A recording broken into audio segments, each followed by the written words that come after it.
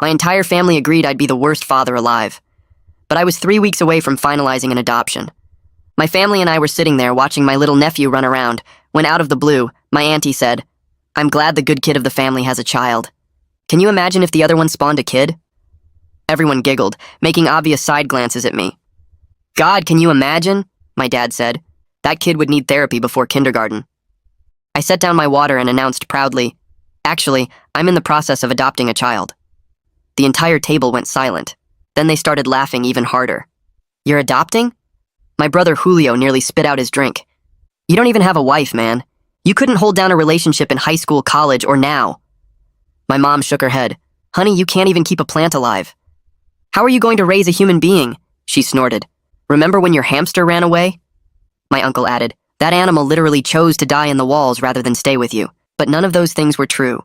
It was Julio who had destroyed the plant by pouring Sprite instead of water, and it was him who took my hamster and blamed it on me. My uncle leaned back in his chair. "Adrian, you can barely take care of yourself. Your apartment's a mess. You eat takeout every night, and you're always forgetting to pay your bills on time. That's not father material. That's a death sentence for the kid." The entire table roared into laughter again, but that only made me more determined. Over the next 6 months, I worked overtime to earn that promotion at work. Better job, better stability, better future for my son. Yeah, my son. 7-year-old Isaac, who'd been bouncing through foster care since he was 3. I made sure our apartment was clean and safe, cabinets filled with food and snacks. I learned to cook meals, take him out to all the places I'd wanted to go as a kid. I showed up to every supervised visit, every meeting, every appointment, even watched parenting videos on YouTube. But it wasn't easy. The first week Isaac moved in, I burned dinner 3 times and he cried himself to sleep asking for his old foster mom.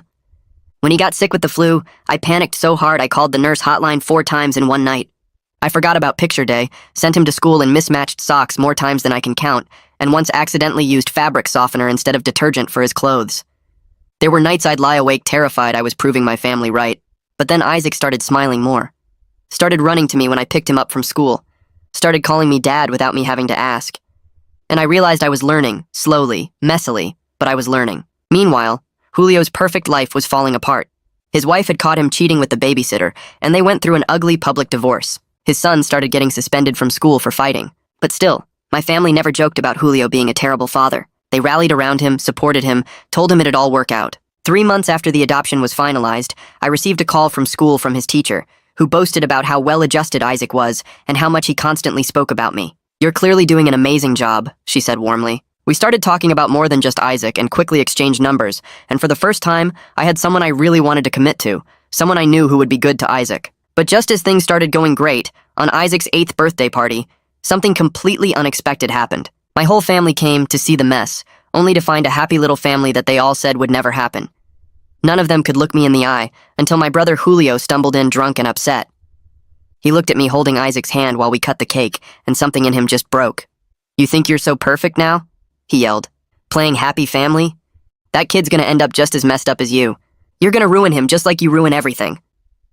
The room went completely silent. Isaac pressed closer to my side and yelled out weakly, "You're wrong! I love my dad, and he's the best." Then my mom stood up. "Julio, that's enough. Adrian has been an incredible father." My dad added awkwardly, "Better than I ever was, honestly." One by one, they each said something, about how patient I was with Isaac, how happy he seemed, how I'd stepped up in ways they never expected. My girlfriend, Isaac's teacher, smiled and slipped her hand in mine. "You're the father all kids dream of having, and soon, you'll be the father of 2. She patted her stomach and smiled warmly. The entire family crowded around, giving their congratulations while my brother Julio stood there, turning more and more red. Then something in him snapped. He started laughing maniacally. "This is insane," he said, still laughing, his eyes wild. "You're all buying this? Adrian playing house with some random kid?" He stumbled forward, pointing at me. "I know what you did. I know your secrets. And if you think this little happy ending is real, you're all idiots." He looked right at Isaac and grinned. "Your dad's not who you think he is, kid." My girlfriend pulled Isaac close as Julio backed toward the door. "You'll see. You'll all see."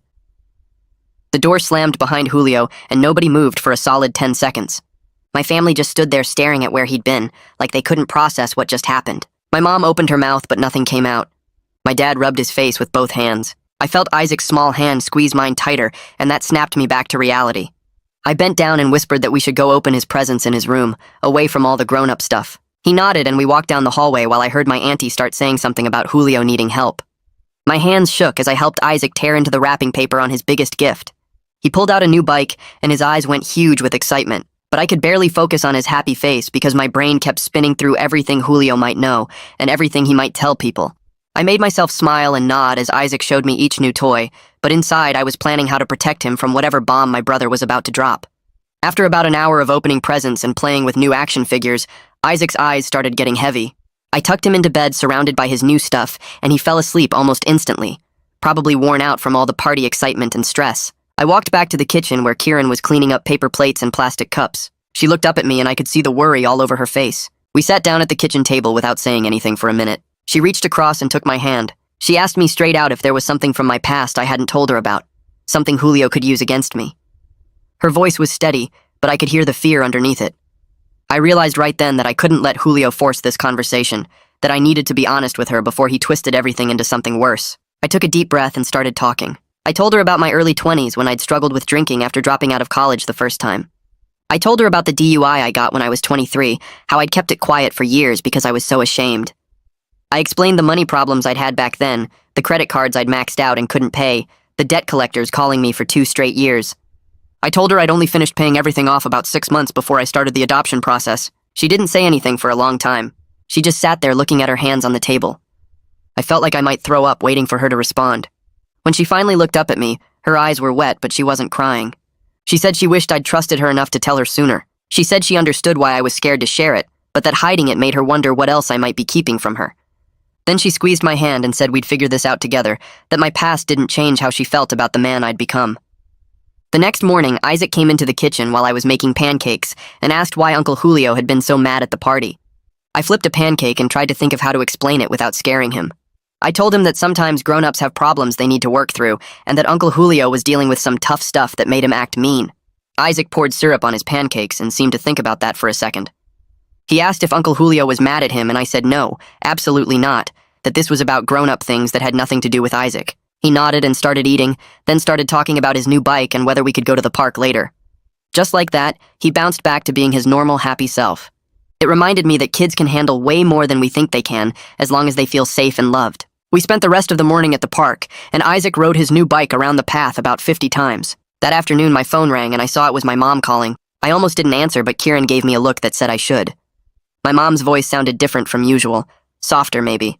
She said she wanted to apologize for Julio's behavior and ask if I was okay. I sat down on the couch because this was the first time in my entire life that my mom had actually checked on how I was feeling about something. She said she'd talked to Julio that morning and he was a mess, but that his problems weren't my responsibility. I told her I appreciated her calling and that I was handling things, but that Isaac had to be my priority right now. She said she understood and that she was proud of how I'd handled everything. We talked for maybe 10 more minutes about normal stuff like Isaac's new bike and the weather.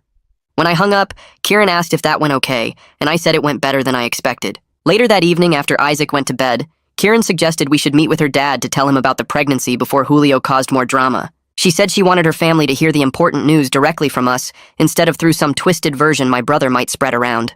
I felt my stomach drop because meeting her dad under these circumstances wasn't exactly ideal. Gene had only met me twice before, and both times he'd been polite but distant, the way dads get when they're not sure about the guy dating their daughter. But Kieran was right that we needed to control our own story. I agreed, and she called her dad right then to set up dinner for later in the week. 3 days later, we drove to Gene's house on the other side of town. He lived in a nice neighborhood with big trees and houses that all looked the same. Kieran knocked on the door, and her dad opened it wearing jeans and a button-up shirt. He shook my hand firmly and invited us in. We sat in his living room and made small talk about work and the weather for about 5 minutes, before Kieran just came out and told him she was pregnant. Gene's face went through about 6 different expressions in 2 seconds. He looked at Kieran, then at me, then back at Kieran. He asked how long we'd been together, and Kieran said almost 5 months. He leaned back in his chair, and I could see him doing the math in his head, probably wondering if I was good enough for his daughter, and worried about how fast everything was moving. He asked me about my job and my apartment, and how I was managing with Isaac. I answered everything honestly while he watched me like he was looking for cracks in my story. Then Kieran jumped in and started explaining how I'd proven myself as a father to Isaac, how patient and dedicated I was, how she'd watched me grow into the role over months of getting to know us both. She said she was confident in our future together, and that she wouldn't have let things get this far if she had any doubts. Gene's face softened a little bit when she said that. He told me he'd heard good things about how I was with Isaac from Kieran and that being a single parent wasn't easy, but I seemed to be handling it well. He said he wanted to be supportive, but that he needed time to process everything. We stayed for another hour talking about practical stuff like doctor appointments and our plans for a bigger apartment. When we left, Gene hugged Kieran and shook my hand again, this time with a little less tension in his grip. Monday at work, I couldn't focus on anything. I kept staring at my computer screen without actually reading what was on it. My coworker Vanessa walked past my desk 3 times before she finally stopped and asked what was wrong. Vanessa had been supportive through the whole adoption process, always asking about Isaac and celebrating the small wins with me. I gave her the basic outline of what happened at the party, how Julio showed up drunk and made threats about exposing my secrets. She pulled up a chair and sat down next to my desk. She reminded me that I'd overcome way worse challenges than a jealous brother, that I'd built a good life despite my past mistakes, and that the people who mattered knew who I really was. She said Julio was clearly spiraling, and that his words said more about him than about me. I felt a little better after talking to her, enough to actually get some work done that afternoon. That night after Isaac went to sleep, my phone started buzzing with text messages. I picked it up and saw they were from Julio. The first one said he knew everything about my past, and that the truth was going to come out whether I liked it or not. The second one said I'd fooled everyone but not him, that he saw right through my act. The third one was just rambling about how I didn't deserve the family I'd built. I screenshot every message and showed them to Kieran. Her face got hard as she read through them. She said if his messages kept coming like this, I might need to think about getting a restraining order. I didn't want to go that far with my own brother, but I also couldn't let him keep threatening me and scaring my family. I saved all the screenshots in a folder on my phone just in case. 2 days later, Isaac's school counselor called and asked if I could come in for a meeting. My first thought was that something was wrong, but she said it was just a check-in about how Isaac was handling the news about becoming a big brother. I scheduled it for the next afternoon and showed up 15 minutes early because I'm always paranoid about being late to anything involving Isaac's school. The counselor was a nice woman in her 40s who'd worked with Isaac a few times before. She said she wanted to touch base about the family changes since those could sometimes affect kids in unexpected ways. Then she smiled and said Isaac seemed really excited about the baby, that he'd been talking about it positively to his classmates and asking questions about what big brothers do. She said he seemed secure and happy, which was exactly what she liked to see in situations like this. I left that meeting feeling better than I had in days, knowing that despite all the drama with Julio, Isaac was okay. That Thursday night, my phone buzzed with an incoming call from a number I almost didn't recognize because my dad never called me. I stared at the screen for 3 rings before answering, already bracing myself for whatever family drama was coming next. He asked if I wanted to meet for coffee on Saturday morning, just the 2 of us, which had literally never happened in my entire life. My first instinct was to say no and protect myself from whatever lecture or criticism he had planned, but something in his voice sounded different. I told him I could meet him at the diner near his house around 10, then spent the next 2 days wondering what he wanted and whether this was some kind of trap. Saturday morning, I showed up 15 minutes early because I'm always paranoid about being late, and I sat in my car watching the diner entrance until I saw my dad's truck pull into the parking lot. He looked older than I remembered as he walked toward the door, his shoulders a little more hunched than they used to be. Inside the diner, we took a booth by the window and ordered coffee, both of us avoiding eye contact while the waitress filled our cups. My dad cleared his throat 3 times before he finally started talking, admitting he'd been too hard on me growing up, and that he'd spent years projecting his own failures onto me instead of supporting me. He said watching me with Isaac at the birthday party made him realize what real fatherhood actually looked like, and it forced him to confront how badly he'd messed up with both me and Julio. I sat there frozen with my coffee cup halfway to my mouth, not knowing how to process what I was hearing. He kept going, saying he wanted to try building a better relationship if I was willing to give him that chance, and his eyes were actually wet, like he might cry. I didn't know what to say at first because this was the man who'd spent my entire childhood telling me I'd never amount to anything, and now he was sitting across from me apologizing. Eventually, I told him I appreciated the apology, and I was willing to take things slowly, 1 step at a time. We agreed to start with monthly lunches where we could get to know each other as adults, instead of falling back into the same broken patterns from my childhood. The conversation felt awkward and uncomfortable, but also kind of necessary, like lancing an infected wound that had been festering for decades. We finished our coffee and went our separate ways, and I drove home feeling weird and off balance, but maybe a little bit hopeful. Tuesday night the following week, I was helping Isaac with his homework at the kitchen table when someone started pounding on my apartment door. The banging was so loud and aggressive that Isaac jumped in his chair and looked at me with scared eyes. I recognized Julio's voice immediately as he started yelling from the hallway about how I was a fraud and everyone was going to find out the truth. I told Isaac to go to his room and put on his headphones, then I locked his door from the outside before calling the police. Julio kept pounding and screaming while I stayed on the line with the dispatcher, and I could hear other neighbors opening their doors to see what was happening. I called Kieran next and she stayed on the phone with me, her voice calm and steady, while Julio's yelling got more and more incoherent. The police arrived within 10 minutes and I heard them in the hallway telling Julio to calm down and step away from my door. He started arguing with them, his words slurred and angry, and then I heard the sound of handcuffs clicking. One of the officers knocked and identified himself, so I opened the door to find Julio being led away in restraints, his face red and his eyes unfocused. The officer took my statement about the harassment and the threatening texts, then informed me that Julio was arrested for public intoxication and disturbing the peace. He suggested strongly that I should consider filing for a restraining order, given how Julio's behavior was escalating and becoming more threatening. After they left, I unlocked Isaac's room and found him curled up on his bed with his headphones still on, and it took me 20 minutes to convince him that everything was okay and he was safe. The next morning, I took off work and spent hours at the courthouse gathering all the documentation I needed for the restraining order filing. I printed out every threatening text message Julio had sent, wrote a detailed timeline of his increasingly unstable behavior, and attached the police report from the apartment incident.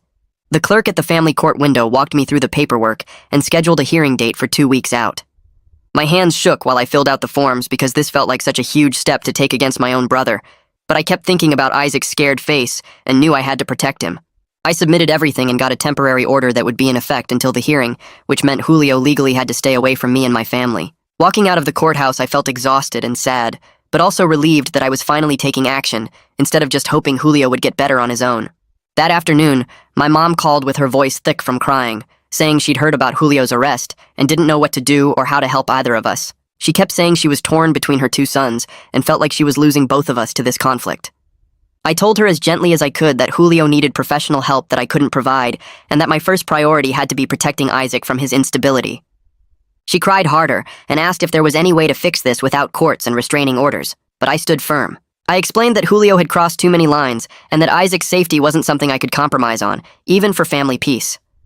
My mom eventually accepted what I was saying even though she clearly didn't like it, and she promised she'd try to get Julio into some kind of treatment program. After we hung up, I sat on my couch staring at nothing for a long time, feeling the weight of everything that was happening. The next weekend, Kieran and I decided to focus on something positive and started looking at bigger apartments since we'd need more space with a baby coming. We brought Isaac along and made it fun, letting him imagine which room would be his and talking about how we'd decorate. At the third apartment we viewed, Isaac got really excited about a place that had 2 bedrooms, plus a small office that could become a nursery. He started planning out loud about what color we should paint the baby's room and asking if he could help pick out furniture for his future sibling. Watching him get so invested in our growing family made all the stress with Julio feel more manageable, like we were building something real that nobody could take away from us. We put in an application for that apartment that same day and crossed our fingers that we'd get approved. 2 weeks later, I sat in the courtroom waiting for the restraining order hearing to start, with Kieran beside me and a folder full of evidence on my lap. Julio showed up 10 minutes late looking disheveled and angry, with wrinkled clothes and uncombed hair. He was representing himself and immediately started rambling to the judge about how I was manipulating everyone and destroying our family. The judge let him talk for about 2 minutes before cutting him off and asking to see my documentation. I handed over the police report, the screenshots of threatening texts, and my written statement about the escalating harassment. Julio tried to interrupt several times, but the judge told him firmly to wait his turn. After reviewing everything, the judge granted my request for a 1-year restraining order, stating that the documented harassment and police involvement showed a clear pattern of threatening behavior.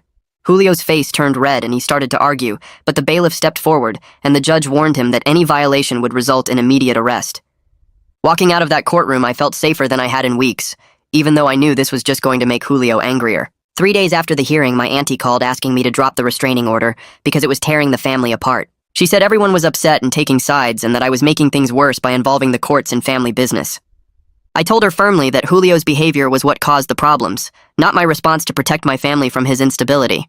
She pushed back, saying I was being too harsh and that Julio just needed time and support, but I refused to back down. I explained that Isaac had nightmares after the apartment incident and that his sense of safety mattered more than keeping family peace. My auntie went quiet for a minute, then said she understood even though she clearly wasn't happy with my answer, and she hung up without saying goodbye.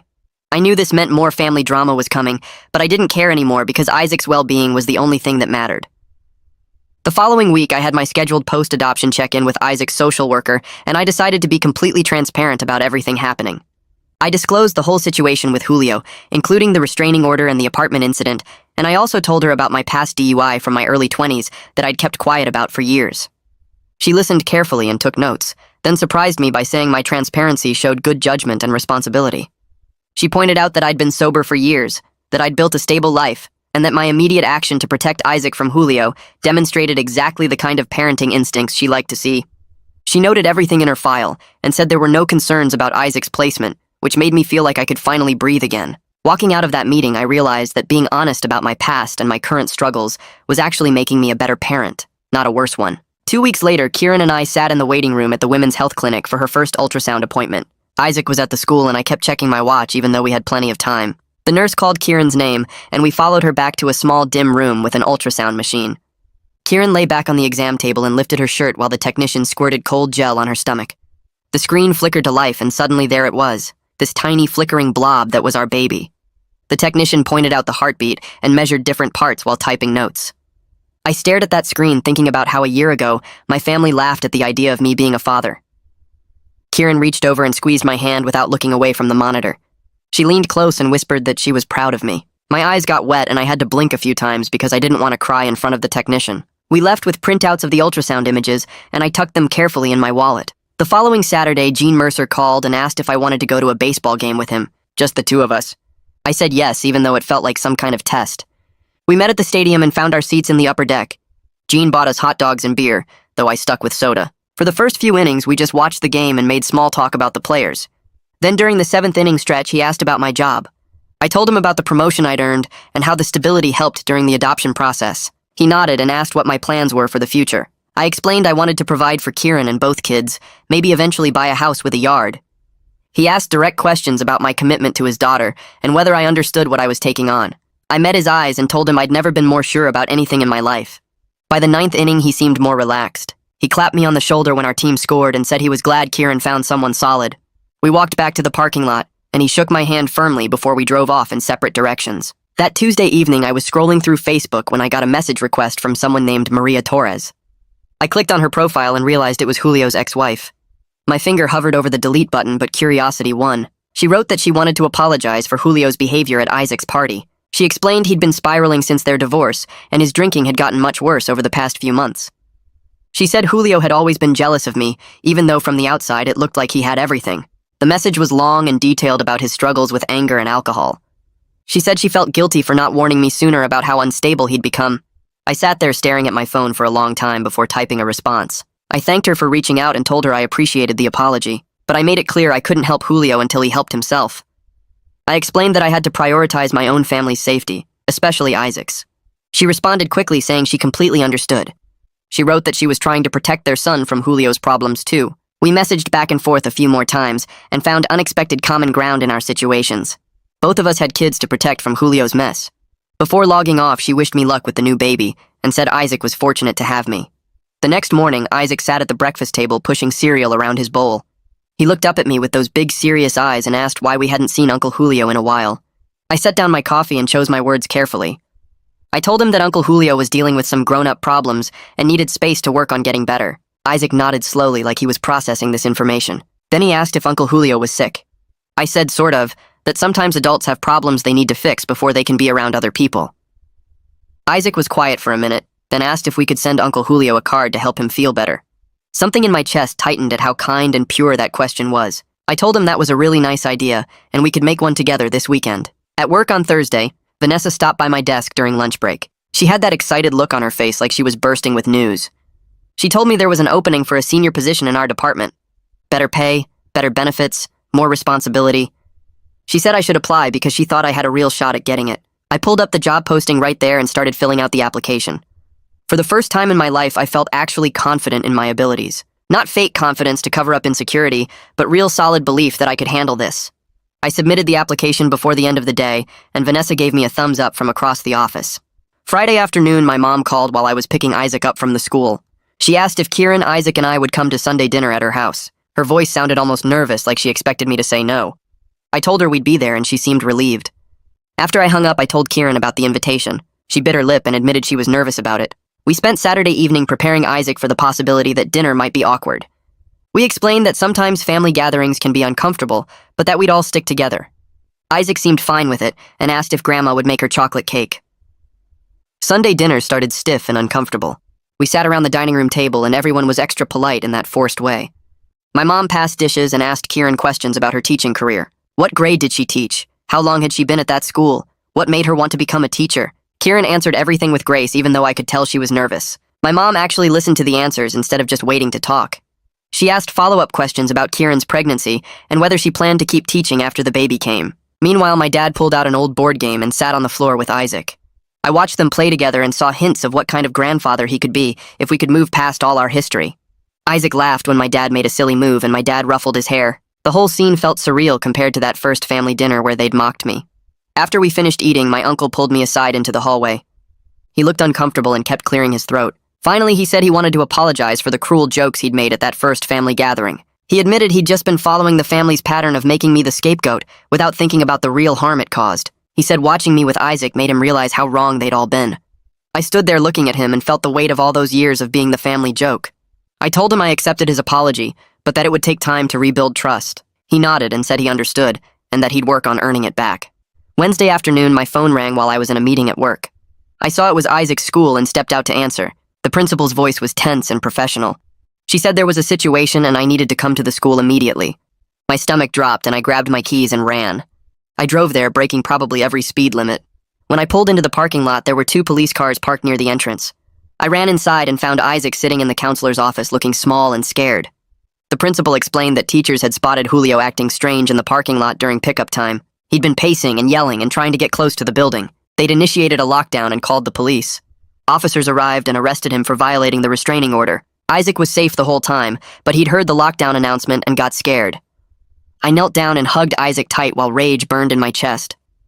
Julio's problems had now touched my son's sense of security at his own school, the one place that should always feel safe for him. I thanked the counselor and principal for protecting Isaac. Then I carried him out to the car and drove home, my hands shaking on the steering wheel the entire way. That night, Isaac asked me 3 times if the doors were locked, and twice if someone could get into his window. I checked everything in front of him and sat on the edge of his bed until he fell asleep. My phone buzzed around midnight with a text from my mom asking me to call her as soon as possible. I stepped into the hallway and dialed her number. She told me Julio had been arrested at the school and taken to the county jail. The judge set his bail at $15,000 this time, instead of the original $5,000. She said he also ordered Julio to get evaluated for substance abuse before any future hearings. Then she asked if I could help pay the bail money because she and my dad didn't have that much available right now. I told her no. She went quiet for a long moment before asking me to reconsider because Julio was still my brother and he needed family support. I explained that giving him money to avoid consequences wouldn't help him get better. She started crying and said I was being cruel and that Julio was going through a hard time. I stayed firm and told her that protecting Isaac was my first priority and that Julio needed to face what he'd done. She hung up on me. Isaac woke up screaming that first night. I ran to his room and found him sitting up in bed with tears running down his face. He said he dreamed that Uncle Julio broke into the school and took him away. I sat next to him and turned on his nightlight and told him that would never happen because the school had good security and I would always protect him. He asked if Uncle Julio was mad at him. I promised him that Julio's problems had nothing to do with him and that none of this was his fault. We sat there for an hour while I rubbed his back and told him stories about funny things that happened when I was his age. He finally fell back asleep around 3 in the morning. The same thing happened the next night and the night after that. Each time he woke up scared and each time I stayed with him until he felt safe enough to sleep again. Kieran came over on the 4th night and found me exhausted on the couch after getting Isaac back to sleep. She sat down and put her hand on my arm. She suggested we start family therapy to help Isaac process everything that had been happening. I agreed immediately because I could see the fear in Isaac's eyes was getting worse instead of better. The family therapist's office had comfortable chairs and toys in the corner for younger kids. Isaac sat between me and Kieran during our first session while the therapist asked him about school and his friends and his favorite things to do. Then she gently asked about the scary thing that happened at the school. Isaac looked down at his hands and said he heard the lockdown alarm and got really scared. The therapist nodded and asked what made him scared. He said he worried that someone bad was trying to hurt people. She asked if he knew who the person was and he shook his head, even though I knew he probably figured it out. We went back every week after that. The therapist taught Isaac some breathing exercises to use when he felt scared. She also taught me better ways to reassure him without accidentally making his fears bigger. Kieran joined some of the sessions to show Isaac that she was part of our family team and that she would help keep him safe too. After about a month, Isaac's nightmares started happening less often. He still had them sometimes, but not every single night like before. My boss called me into her office on a Thursday afternoon. I walked in expecting another project assignment, but instead she told me I was promoted to senior analyst. The position came with a $20,000 raise and better health insurance that would cover more of the pregnancy costs. She said I'd earned it through consistent hard work and reliability over the past 2 years. I thanked her and tried to keep my expression professional, but inside I felt like jumping up and down. That evening, Vanessa insisted on taking me out to celebrate. We went to a bar near the office and she ordered a beer while I stuck with soda. She raised her glass and made a toast to my success and to proving everyone wrong about what I could accomplish. I clinked my glass against hers and felt grateful to have a friend who'd supported me through the whole adoption process and everything with Julio. My mom called 2 weeks after Julio's arrest to tell me about his court-mandated evaluation results. The evaluator determined he had a serious alcohol problem and recommended inpatient treatment. The judge ordered him to complete a 30-day rehab program at a facility about an hour away. My mom said Julio had finally agreed to go after fighting it at first. She sounded hopeful that this might actually help him turn things around. I felt a small flicker of hope too, but I wasn't ready to let my guard down or trust that 1 month would fix years of problems. I told my mom I was glad he was getting help, but that I needed to see real long-term change before I'd consider letting him back into Isaac's life. She said she understood even though I could hear the disappointment in her voice. Kieran and I spent 3 weekends looking at apartments in our price range. Most of them were too small or in bad neighborhoods or had landlords who seemed sketchy. Then we found a 3-bedroom place on a quiet street in the same school district where Isaac already went. It had a small fenced yard in the back and enough space for Isaac to have his own room and for us to set up a nursery for the baby. The kitchen was updated and the landlord seemed reasonable when we met him. We signed the lease that same day. Isaac came with us to see it before we signed, and he ran from room to room getting excited about having a bigger space. He picked out which room he wanted and started planning where he'd put his toys and his bed. Watching him happy and excited made all the apartment hunting worth it. Moving day came faster than expected. I'd packed up most of our stuff over the previous week, but there were still boxes everywhere when my dad showed up that Saturday morning. He'd never offered to help me move before, so I was surprised when he called and asked what time to arrive. We worked together carrying boxes down the stairs and loading them into the moving truck I'd rented.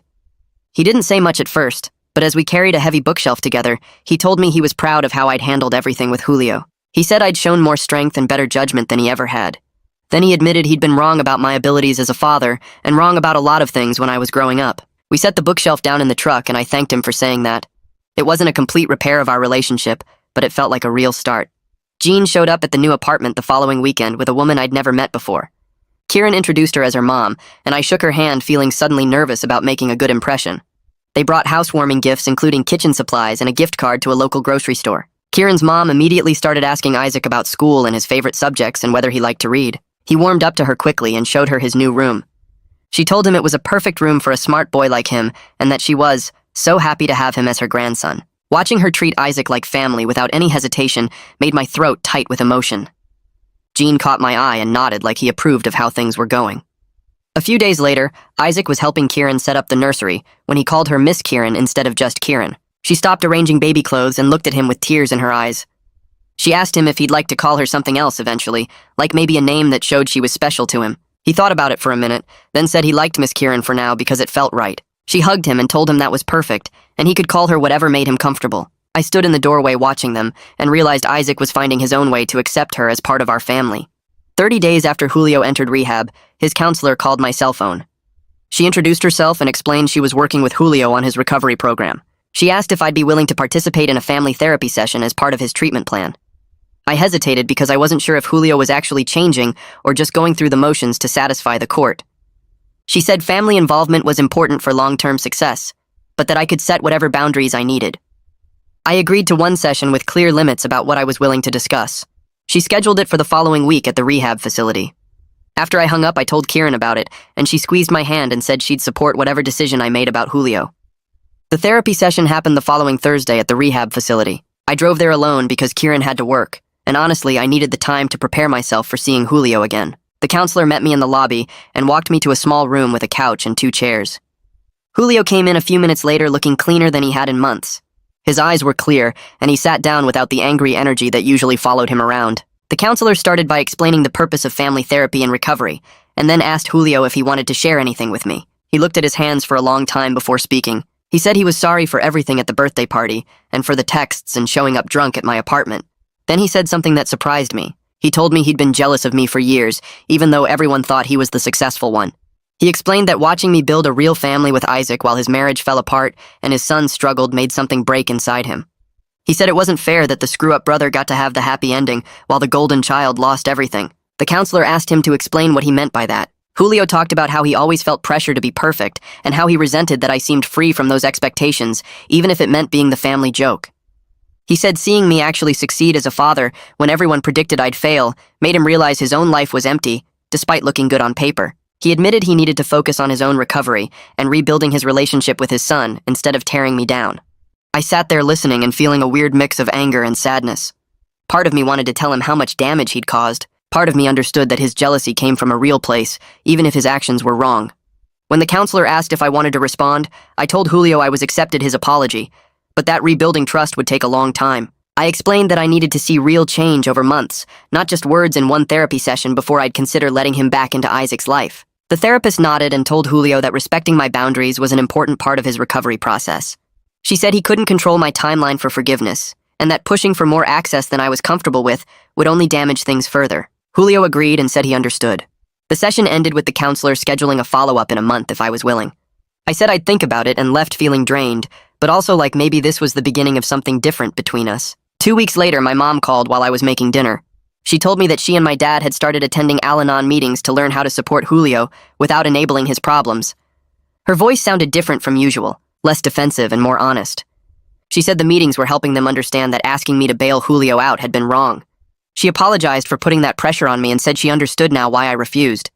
I thanked her for telling me and said I was glad they were getting help too. It felt like the first real conversation we'd had in years, where she wasn't making excuses for Julio or dismissing my feelings. After I hung up, Kieran came into the kitchen and asked how it went. I told her about the Al-Anon meetings and she smiled and said my parents were finally taking responsibility. Then she sat down at the table and looked at me with this serious expression. She said she'd been thinking about us and the baby and our future. She asked if I'd want to get married at the courthouse before the baby arrived. She explained that she wanted to make our commitment official without the stress of planning a big wedding. I looked at her sitting there with her hand on her growing belly and felt this rush of certainty. I said yes immediately. We decided to invite just our parents and Isaac and Vanessa as witnesses. Keep it simple and focused on what actually mattered. The courthouse wedding happened on a Friday morning 3 weeks later. Isaac wore his nicest shirt and kept asking if he could see the rings. My parents arrived early, looking nervous but happy. Jean and Kieran's mom showed up right on time with flowers for Kieran. Vanessa hugged me and said she was proud of how far I'd come. We all stood in the small courthouse room while the judge performed the ceremony. Isaac stood between Kieran and me, holding our rings in his small hands. His face was bright with pride, like he understood this was his family becoming official. When the judge pronounced us married, both sets of parents had tears in their eyes. My mom hugged Kieran and called her daughter for the first time. My dad shook my hand and pulled me into an awkward hug. Jean kissed his daughter's cheek and nodded at me with approval. After the ceremony, we all went to Isaac's favorite pizza place to celebrate. Isaac told everyone at the table about how he got to hold the rings and how he was going to be the best big brother ever. The whole meal felt easy and natural, like this was how family was supposed to be. On Monday, Isaac told his class about the wedding during sharing time. His teacher sent home a folder that afternoon full of drawings his classmates had made of our family. Some showed me and Kieran and Isaac holding hands. Others included a baby in a basket or a crib. One kid drew our whole family as superheroes, which made Isaac laugh so hard he couldn't breathe. I hung every single drawing on the refrigerator in our new apartment. Looking at them made me think about how much community support we'd built without even trying. These kids knew Isaac's story and they celebrated our family anyway. A card arrived in the mail the following week with Julio's handwriting on the envelope.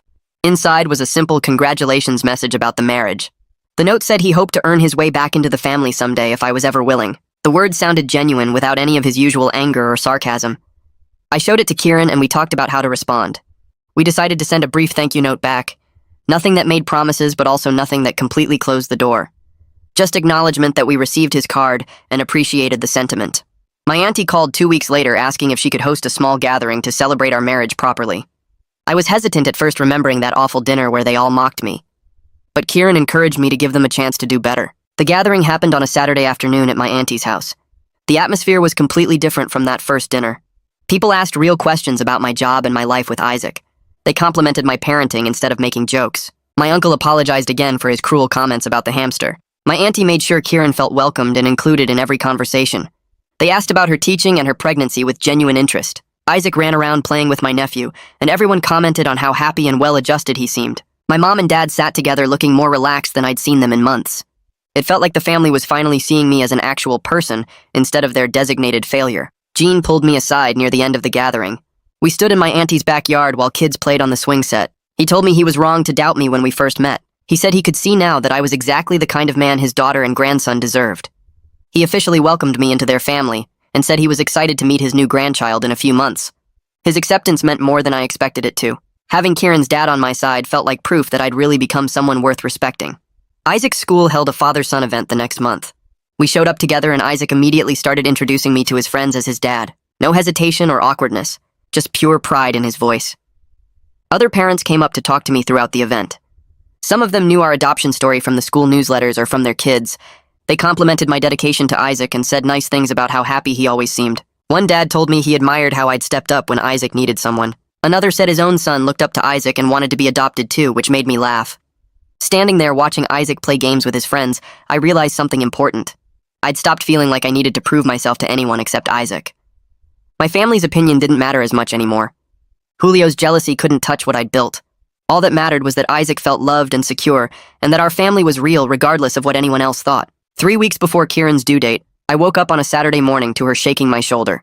She was having contractions 5 minutes apart, and her water had broken an hour ago. I jumped out of bed and started throwing things into the hospital bag we'd packed weeks earlier. Isaac appeared in the doorway, rubbing his eyes and asking what was happening. I told him the baby was coming early, and we needed to get him to Grandma and Grandpa's house right away. He got excited and started bouncing around asking if he could meet his sister today. I called my parents while helping Kieran to the car. My mom answered on the second ring and said to bring Isaac over immediately, that she'd have breakfast ready for him. The drive to my parents' house took 15 minutes, and I kept glancing at Kieran, who was breathing through contractions and timing them on her phone. Isaac sat in the back asking a million questions about whether the baby would be tiny and if she'd know who he was right away. When we pulled up to my parents' house, my mom was already waiting at the door. She took Isaac's hand and told me to go, that she'd take good care of him. Then she looked at me and said something I'd never heard before. She called me son with real warmth in her voice and told me to focus on Kieran and the baby, that everything would be okay. I felt something shift in my chest, but didn't have time to process it. I got back in the car and drove to the hospital with Kieran gripping my hand during every contraction. The labor lasted 12 hours. Kieran squeezed my hand so hard I thought she might break bones. The nurses came in and out checking her progress. I fed her ice chips and helped her walk around the room when she needed to move. Around hour 10, she started crying and saying she couldn't do it anymore. I stayed right next to her and reminded her how strong she was. Finally, the doctor said it was time to push. 30 minutes later, I heard a cry that changed everything. The nurse placed this tiny wrinkled baby on Kieran's chest. Our daughter Lily weighed 6 pounds and had a full head of dark hair. When I held her for the first time, my hands were shaking. She was so small and perfect and mine. The nurse who'd been helping with the delivery smiled and said I seemed like a natural with newborns. Kieran laughed even though she was exhausted and said I'd had plenty of practice being a dad already. I couldn't stop staring at Lily's face and thinking about how different my life looked now compared to a year ago. My parents brought Isaac to the hospital that afternoon to meet his baby sister. He walked into the room holding my mom's hand, and his eyes went wide when he saw the baby. I sat him in the chair next to Kieran's bed and carefully placed Lily in his arms while supporting her head. He stared at her with this amazed expression and asked why she was so small. Kieran explained that all babies start out tiny and grow bigger every day. Isaac wanted to know when she'd be able to play with him and if she knew he was her big brother. He asked about 10 more questions in rapid fire while gently touching Lily's tiny fingers. My dad stood back taking photos on his phone. I pulled out my own phone and captured the moment with Isaac holding Lily and smiling bigger than I'd ever seen. Looking at that photo later, I knew this was when our family became complete. Not when I adopted Isaac or when Kieran and I got married, but right here with both my kids together for the first time. We brought Lily home 3 days later and immediately fell into the chaos of newborn life. She woke up every 2 hours wanting to eat. Kieran and I took turns getting up at night, stumbling around the dark apartment half asleep. Isaac surprised us by being incredibly helpful. He'd fetch clean diapers without being asked and bring Kieran water while she fed the baby. When Lily cried, he'd sing the songs I used to sing to him when he first moved in. Sometimes I'd find him just standing next to her bassinet watching her sleep. Kieran and I were exhausted beyond anything I'd experienced before, but we worked together like a real team. She'd handle feeding while I changed diapers. I'd do laundry while she napped with the baby. We'd trade off holding Lily so the other could shower or eat. Even in the middle of the hardest nights when both kids needed something at the same time, it felt right. Like this was exactly what we were supposed to be doing. 2 weeks after we brought Lily home, a package arrived with Julio's name on the return address.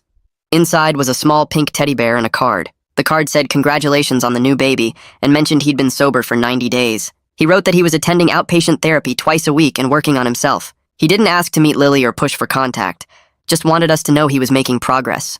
I showed the card to Kieran and we talked about how to respond. I appreciated that he was getting help and staying sober, but I wasn't ready to let him back into our lives yet, especially not around the kids.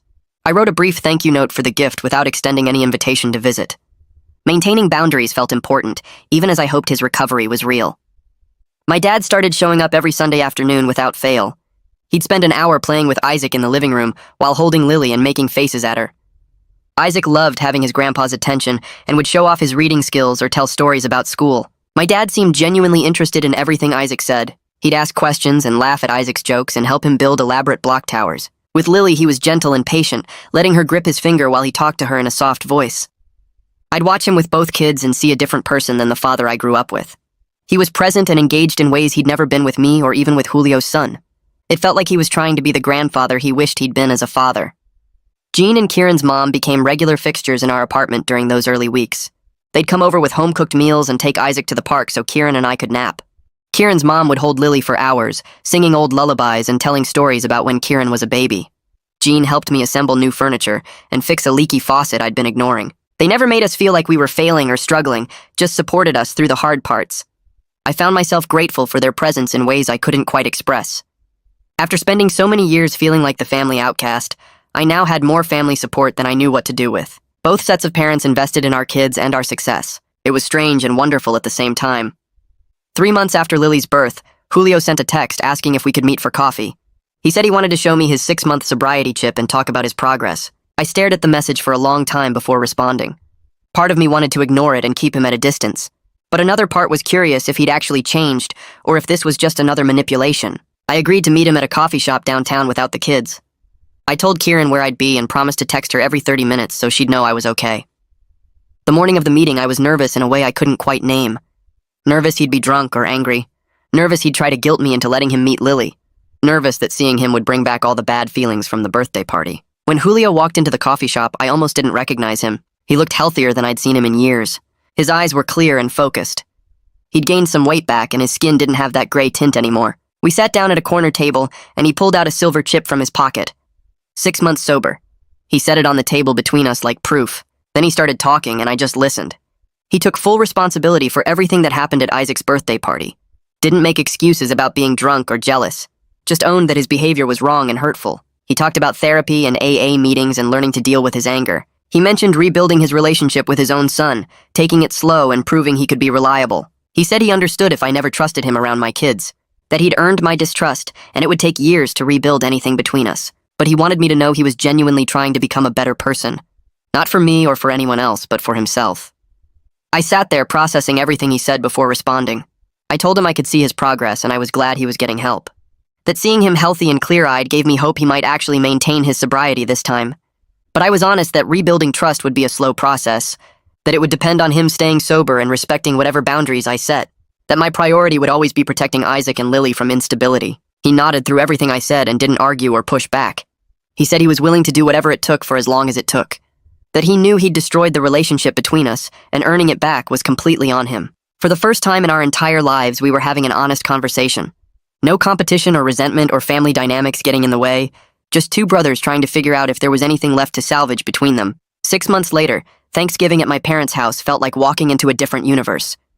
I carried Lily in her car seat while Isaac held Kieran's hand, and when we walked through the door, my mom actually hugged me first instead of making some joke. My dad took the car seat from me and cooed at Lily, calling her his granddaughter without any awkwardness.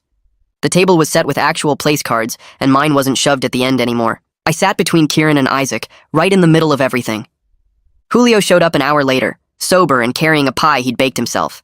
He stayed quiet mostly, helping in the kitchen and playing with Isaac when asked, but never pushing. When my auntie started telling stories about family holidays, she included me in the good memories instead of making me the punchline. My uncle asked about my job and seemed genuinely interested in my answer. During dinner, my mom kept passing me dishes first and asking if Isaac needed anything. It was small stuff, but it mattered. Julio caught my eye once across the table and gave me a small nod, and I nodded back. After we ate, my dad suggested taking a family photo, and for the first time ever, he made sure I was in the center holding Lily with Isaac pressed against my side. When we left that night, my mom hugged me again and whispered that she was proud of me, and I actually believed her. 2 weeks later, I sat in the school parking lot reading Isaac's progress report from his 3rd grade teacher. She'd written a full page about how kind he was to other students, how he helped kids who were struggling, and how he talked about his family with so much love and pride. At the bottom, she'd added a personal note saying Isaac was one of the most emotionally healthy students she'd taught in 15 years, and she credited the stable home environment we'd created. I showed it to Kieran that night after Isaac went to bed, and we both sat there on the couch just staring at it. All those early days of burnt dinners and mismatched socks and panic phone calls to nurse hotlines had led to this. A happy, healthy kid who felt safe and loved enough to be kind to others. Kieran squeezed my hand and said we'd done good, and I finally let myself believe it. My parents started coming over every Sunday after that, bringing groceries and staying to help with whatever we needed. My mom would hold Lily while I helped Isaac with homework, and my dad would fix things around the apartment without me asking. They asked Kieran about her lesson plans and her students, treating her like she'd always been part of the family. It wasn't perfect. Sometimes my mom would say something that reminded me of the old days, or my dad would make a joke that landed wrong. But they were trying, really trying, and that was more than I'd ever expected. We'd never erased the years of them treating me like the family joke, but we'd found a way to move forward that felt workable. They were becoming the grandparents Isaac and Lily deserved, even if they'd never be the parents I'd needed growing up. 4 months after that Thanksgiving, Julio asked if he could see Isaac and Lily at my parents' house with everyone there. I agreed but stayed the whole time, watching how he interacted with them. He was patient with Isaac's questions and gentle when holding Lily. He didn't try to be their favorite uncle or compete for their attention. He just showed up and was present and appropriate. Over the next few months, he kept proving himself reliable. He came to Sunday dinners sober, helped my parents with projects, and never once pushed for more access than I was comfortable giving. He sent Isaac birthday cards and asked about school without making it weird. Slowly, carefully, I started trusting him around my kids for short visits while I stayed nearby. He never complained about my caution or tried to rush the process. He understood he'd destroyed the trust between us, and that earning it back was completely on him. When Isaac's 9th birthday rolled around, almost exactly a year after that disaster party, we threw a celebration at our apartment with both sides of the family. The place was packed with people, but the atmosphere was completely different. Jean and Kieran's mom brought a huge cake they'd decorated themselves. My parents arrived early to help set up. Julio came with a thoughtful gift he'd clearly put effort into choosing. Everyone sang happy birthday without any tension or undercurrent of judgment. Isaac blew out his candles while kids from his class ran around playing games. Kieran held Lily on her hip and helped serve cake. My mom and Kieran's mom chatted in the kitchen like old friends. My dad and Jean stood together watching the kids play, both of them smiling. Julio stayed appropriate the whole time, talking with family members and helping clean up without making anything about himself. When I looked around the room, I realized we'd actually built something real here. Something that lasted despite all the obstacles and doubts and drama. Late that night, after everyone left and Isaac finally crashed from his sugar high, I stood in the doorway of his room watching him sleep. Kieran came up behind me with Lily drowsy in her arms, and we just stood there looking at our family. I thought about that dinner table years ago, when they all laughed at the idea of me adopting. About my dad saying any kid of mine would need therapy before kindergarten. About my uncle joking that I couldn't even keep a hamster alive. They'd been so wrong about me, and I'd been so right to prove them wrong. My life wasn't perfect. My family relationships were still complicated and probably always would be. But I'd built exactly the kind of loving home I'd always dreamed of. Isaac was happy and healthy and kind. Lily was growing up surrounded by people who loved her. Kieran and I were partners in every sense of the word. My parents were trying to be better. Julio was working on himself. And me? I was just a dad doing his best, which turned out to be more than enough.